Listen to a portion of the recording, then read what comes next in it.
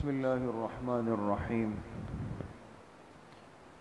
کل بات شروع ہوئی تھی جزاء الاعمال سے متعلق، اور آپ کے سامنے عرض کیا تھا کہ دنیا میں انسان جب نافرمانی کرتا ہے اور اللہ پاک کو ناراض کرتا ہے، توبہ نہیں کرتا، تو اس نافرمانی اور گناہ کا دنیا میں بھی نقصان ہوتا ہے، اور انسان دنیا میں بھی اس کی مصیبت کو، اس کی آزمائش کو، اس کی تکلیف کو اپنی آنکھوں سے دیکھتا ہے۔ اس کی شکل کیا ہوتی ہے وہ آپ کے سامنے کل بیان ہو گئی۔ اب یہ دوسرا حصہ ہے کہ جو بندہ اعمال صالحہ کا اہتمام کرتا ہے یا نیک اعمال کرتا ہے، تو اس کے نتیجے میں اللہ پاک اس کو دنیا کے فوائد اور برکات بھی نصیب فرماتے ہیں۔ آخرت تو ہے، جنت تو ہے، اس کے جو انعامات ہیں وہ تو اپنی جگہ پر، لیکن اعمال صالحہ پر جو دنیا کے فوائد و برکات ہیں وہ بھی بندے کو نصیب ہوتے ہیں۔ اور وہ کیا ہے؟ یہاں حکیم الامت حضرت تھانوی رحمۃ اللہ علیہ نے تقریباً قرآن کریم کی آیات سے یا پھر احادیث سے یہ استدلال کیا ہے کہ نیک عمل پر دنیا میں اللہ کے کیا کیا انعامات آتے ہیں۔ پہلی بات فرماتے ہیں کہ طاعت اور اعمال صالحہ سے اللہ پاک اس دنیا میں انسان کے رزق کو بڑھا دیتے ہیں۔ اس دنیا میں بھی انسان کے رزق کو اللہ پاک بڑھا دیتے ہیں۔ تو دیکھیں جس طرح نافرمانی سے رزق میں تنگی آتی ہے، اطاعت اور فرما برداری سے رزق میں برکت پیدا ہو جاتی ہے۔ اور اس پہ حضرت فرماتے ہیں کہ یہ بات اللہ پاک نے خود قرآن کریم میں ارشاد فرمائی ہے کہ لَأَكَلُوا مِن فَوْقِهِمْ وَمِن تَحْتِ أَرْجُلِهِمْ۔ اگر بندہ اپنے دین پر عمل کرے گا تو یہ اپنے اوپر سے بھی اور اپنے پیروں کے نیچے سے بھی رزق کھائے گا، یعنی اس کے لیے انتظام آسمانی بھی ہوگا، زمینی بھی ہوگا، ہر طرف سے اس کے رزق کے دروازے کھول دیے جائیں گے۔ دوسری بات فرماتے ہیں کہ اطاعت اور فرما برداری سے اللہ پاک کی طرف سے اس دنیا میں طرح طرح کی برکتوں کا نزول ہوتا ہے، طرح طرح کی، یہ نہیں کہ ایک چیز میں۔ ہم تو بہت زیادہ زور لگائیں تو کہتے ہیں اللہ میرے رزق میں برکت دے دے، اس سے آگے جائیں گے تو اللہ میری صحت میں برکت دے دے۔ لیکن آج چونکہ ہمیں اندازہ نہیں کہ ہماری زندگی میں کتنی چیزیں اللہ پاک نے رکھی ہے کہ جس میں برکتیں آ سکتی، ہر چیز میں آ سکتی، تو جب انسان اطاعت والی زندگی اختیار کرتا ہے، فرمایا برکتوں کا نزول شروع ہو جاتا ہے۔ دلیل میں آیت پیش کی لَفَتَحْنَا عَلَيْهِمْ بَرَكَاتٍ مِّنَ السَّمَاءِ وَالْأَرْضِ۔ جب بندہ تقوی والی زندگی اختیار کرتا ہے تو ہم ان کے لیے آسمانوں اور زمین کی برکتیں کھول دیتے، برکتوں کا نزول ہوتا ہے۔ تیسری بات فرماتے ہیں کہ اطاعت اور فرما برداری سے بندے کے لیے تکالیف اور پریشانیوں سے نجات لکھ دی جاتی۔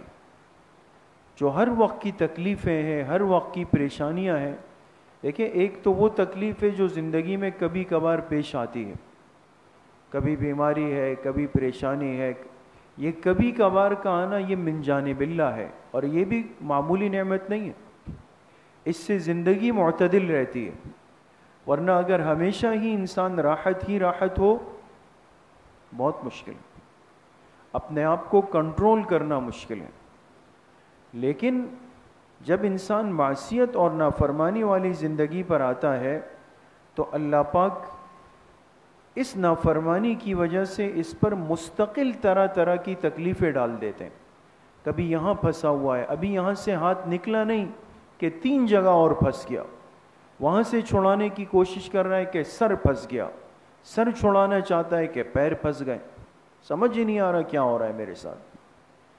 تو اس کا حل یہ ہے کہ انسان معصیت سے توبہ کرے، اطاعت والی زندگی پر آئے۔ اسی طریقے سے فرماتے ہیں کہ حصول مقاصد میں آسانی ہو جاتی. حصول مقاصد میں جو ہمارا دنیا کا مقصد ہوگا، میں نے کسی کام کے لیے اپلائی کیا، میں نے کہیں کاغذات جمع کیے، میں نے کہیں پر آرڈر دیا ہوا ہے، مجھے کہیں سے وصولی کرنی ہے، سارے ہمارے مقاصد ہوتے ہیں دنیا میں. لیکن آپ دیکھیں ہر ساتھی پریشان ہوتا ہے کہ بھئی 2-3 سال ہو گئے، لوگ جو ہے وہ ادائیگیاں نہیں کر رہے، ہم تو رل گئے، اپنے حق کے لیے رل گئے، یا میرے کاغذات گئے ہوئے ہیں لیکن وہ ابھی تک اس کا جواب ہی نہیں آ رہا ہے. تو فرماتے ہیں کہ قرآن کریم میں اللہ پاک نے اس کا حل فرمایا، وَمَن يَتَّقِ اللَّهَ يَجْعَل لَّهُ مِنْ أَمْرِهِ يُسْرًا. جو تقوی اور طہارت والی زندگی اختیار کرے گا ہم اس کے معاملات کو آسان کر دیں گے. اللہ پاک فرماتے معاملات آسان ہو جائیں گے، مقاصد حاصل ہونے لگ جائیں گے. اسی طریقے سے فرمایا کہ جب انسان اطاعت اور فرمانبرداری والی زندگی پر آتا ہے تو اس کی زندگی پاکیزہ اور صاف ستھری ہو جاتی ہے. صاف ستھری. آج دیکھیں نا، ہر وقت دماغ میں فاسد، غلط، گندے، نامناسب، قبیح خیالات کا ہجوم کیوں ہوتا ہے؟ آپ مسجد میں تو بھی پریشان ہیں، بازار جائیں تو پریشان، گھر میں بیٹھے تو پریشان. یعنی ہر ساتھی اس کا شاکی ہے، خاص طور پہ نوجوان ساتھی، کہ مجھے وساوس اور خیالات آتے ہیں، نامناسب قسم کے خیالات. بس نہ نماز کا دل کرتا ہے، نہ قرآن کی تلاوت کا دل کرتا ہے. یہ کیا وجہ ہے دوستو؟ اس لیے کہ اعمال صالحہ والی زندگی سے بہت دور چلے گئے. تو انسان جب پاک صاف رہنے لگتا ہے اور اعمال کے ماحول سے جڑتا ہے تو اللہ پاک اس کی سوچ کو، اس کے خیالات کو، اس کے تصورات کو بھی پاک کر دیتے ہیں. پھر ایک طہارت والی زندگی ہوتی ہے، انسان کو سکون ملتا ہے عبادت کرتے ہوئے.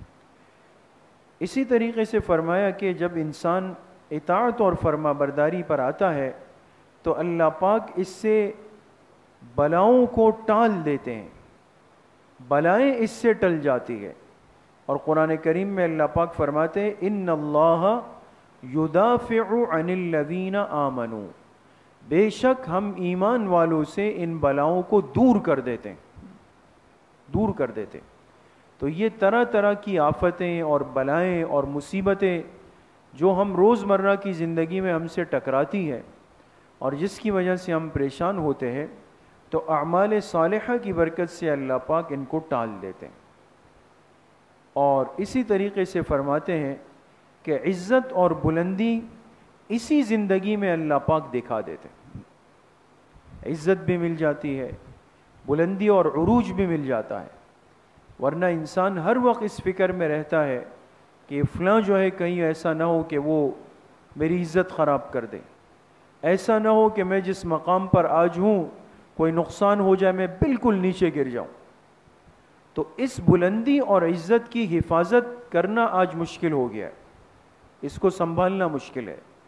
لیکن فرماتے ہیں جب اعمال صالحہ کی پابندی ہوتی ہے، اطاعت والی زندگی آتی ہے، تو ایسے بندے کو اللہ پاک پھر دائمی عزت دیتے ہیں، دائمی بلندی سے نواز دیتے ہیں. یہ اعمال صالحہ کے کچھ فوائد اور برکات، ورنہ حضرت تھانوی رحمۃ اللہ علیہ نے بہت سارے ذکر کیے اس میں.